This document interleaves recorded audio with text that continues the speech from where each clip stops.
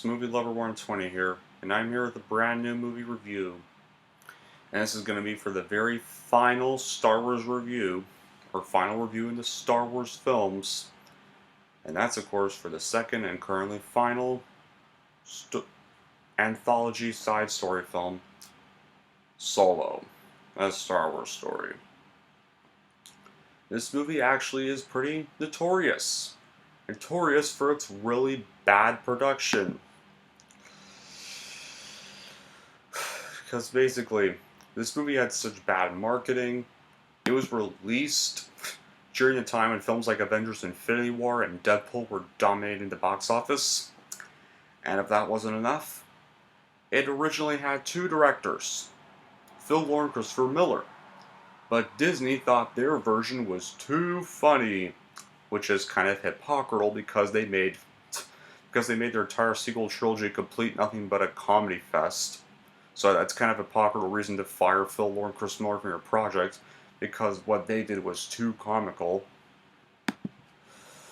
So they replaced him with Ron Howard. They didn't even bother taking their time with this movie. Then again, this movie wasn't even necessary anyway. It's like, you could tell how so unneeded this movie was, but they could have made, like, any other character. They could have made, like, Boba Fett, or just any other Star Wars character, really. This character, Han Solo, we knew nothing about him, and it worked. We didn't need to know his backstory. But here we go.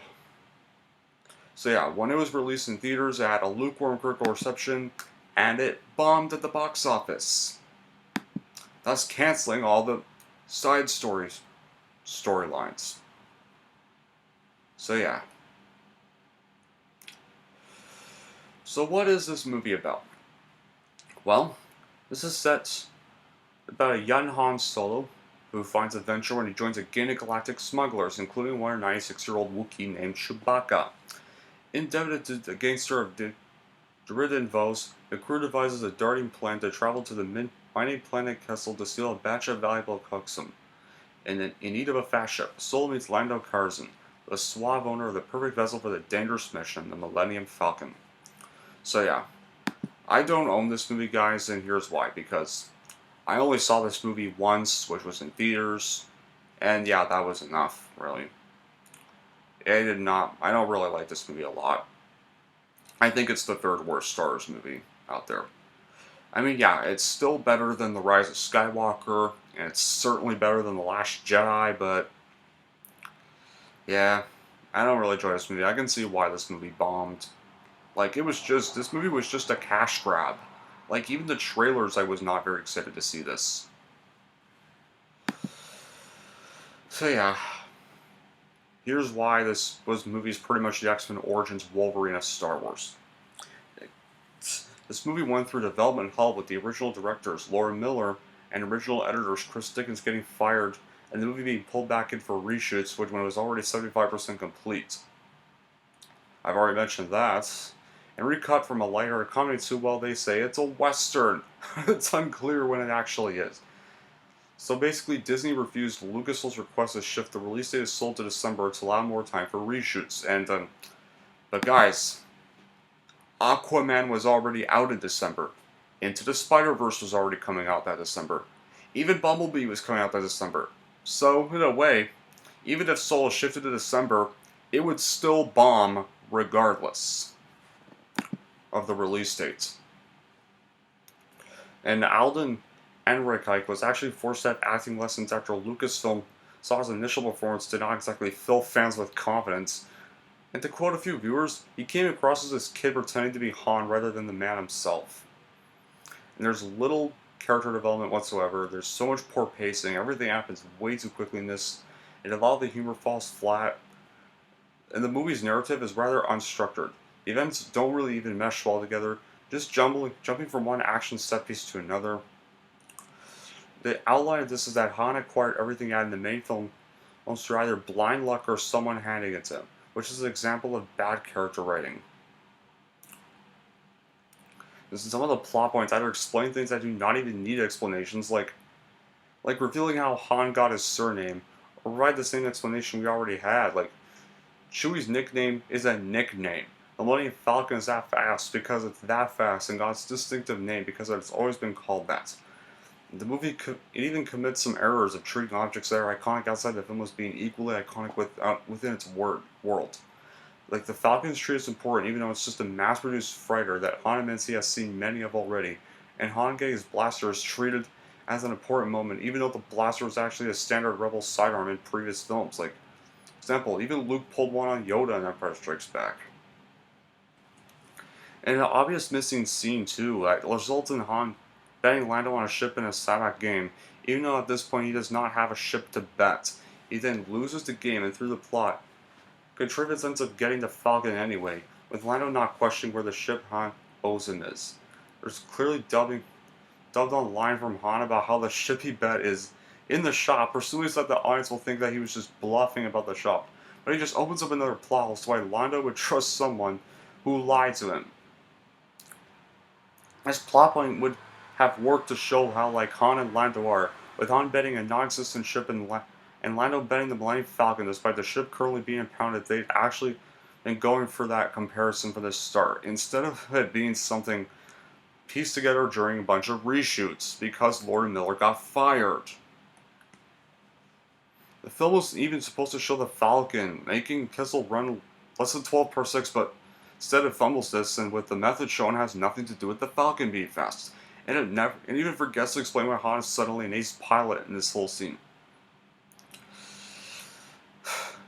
And apparently,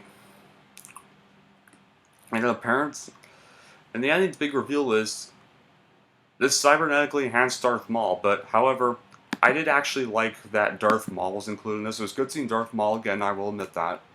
Just to set up this Obi-Wan anthology film, which would presumably probably now never happen, except now will happen as a series. So at least an Obi-Wan side story will still be happening. The reveal was somewhat dampened by him dramatically standing up and turning on his twin-bladed lightsaber just to turn it off again. And it just comes across as being done for the sake of the audience rather than because it makes any sense for him to do it in the scene himself. Having Darth Maul in the movie is also kind of confusing for those who haven't even seen the Clone Wars, because one should not have to go outside of work to understand it. And the apparent second villain, Enfys Nest removes her mask. It's shot like it's supposed to be some kind of dramatic unmasking, but nothing of importance even comes to it. Like, either Nest's true identity was meant to have more significance in the original cut of the movie, or surprise was just supposed to be the fact that she's female, even though it's an extremely cliche twist by 2018. And the main villain, Drayden Vos, was supposed to be the CGI Cougar Man played by Michael K. Williams, but in those dreaded reshoots, they changed him to just being some guy with a scarred face that's played by Paul Bettany, as Williams was busy filming the Red Sea Diving Resort and could not return for any more reshoots, and I don't blame him for not wanting to do so. So Vos gets a little screen time, and he's probably a very, very weak villain. It even contradicts some existing material, like when Chewie randomly pulling off an ammo belt by explaining his wearing of an ammo belt. He's already shown wearing it in Revenge of the Sith. And another major plot point, there's so many plot points in this, is robbing the kind of train that runs on rails, which feels out of place in a fictional universe full of repulsor crap so cheap, even Luke Skywalker owns to it with them even. And then there's the love interest Qi'ra. She is so bland, uninteresting, and a pointless love interest to Han Solo because, well, hey, her and Han would never even see each other again because Han would go on to date Leia. So their romance was very pointless and unneeded. And considering the size of the Star Wars galaxy, her just happening to bump into Han around a party years later just feels contrived. It even messes up that hated scene in The Last Jedi where Luke hands Leia the golden dice from the Millennium Falcon because the backstory given to the dice means Luke is handing Han Solo's widow a pair of dice Han kept lying around his ship to remind him of an ex-girlfriend, although the dice could have just been a symbol of good luck. And let's give Han Solo's surname. This movie provides a ludicrous and cringeworthy origin of his name. He got it from an Imperial officer who thought of it at the top of his head and gave it to Han. Never mind why a survey would be required to enroll in the Imperial Navy, seeing how he's seen many beings in the Star Wars universe who have only a single name, some really poor cinematography. Like, there's scenes that are too dark and washed out, and the color wash makes everything look drab and flat. So, now is there good qualities? Yeah, there's still some good qualities to prevent this movie from being as bad as some of as the two especially the next one that would come after this movie, the year after this. Like, Donald Glover does give a good performance as Lionel Carson, but he definitely does not match Billy D. Williams. Very epic and dense soundtrack by John Powell. This is the second Star Wars movie that is not scored by John Williams. There are still a few themes composed by John Williams, though. Costume design is at least faithful to the original trilogy, despite the bad cinematography. The special effects aren't too bad, and some of the action sequences are pretty cool from here and there. The scene in which Han is given his iconic surname, while is not cringeworthy, is kind of also a bit surprising as well, given no one would have expected the reveal. And the movie at least does admit that Han did in fact shoot first. The idea of a Star Wars movie focusing more on the criminal underworld instead of being the typical Empire versus Rebellion story is interesting. The idea of a Western set in the Star Wars universe is a great idea, but it's poorly executed, though it's done way better with The Mandalorian. And it is while it is very confusing to audiences, like I said, it's good we get to see a cameo of Darth Maul at the end. I did like that. But, all in all, guys, my thoughts on Solo, well, if you have not seen this movie yet, don't bother. But I think you probably have, but for those who haven't, I'm sure most of you have probably seen Solo at this rate. It's just a really not needed fanfic. It's still better than Rise of Skywalker and The Last Jedi, but yeah, it's not worth really watch. It's worth like one watch and that's it. But anyway, here's how I'm going to rank Solo. I am going to give Solo a 5 out of 10. And with that, we are officially done talking about Star Wars movies. That's it for the Star Wars saga. We just reviewed all the movies. And I don't know what I'm going to review next, but I think my next video is kind of just going to be a quickie on some, not like reviews, but more of a quickie on films I saw this month of July. So yeah, that's pretty much all it's going to be. But until then, that will be it for this review. Thank you all for watching. If you like this and want to see more, and don't forget to like, subscribe to Movie Lover 120.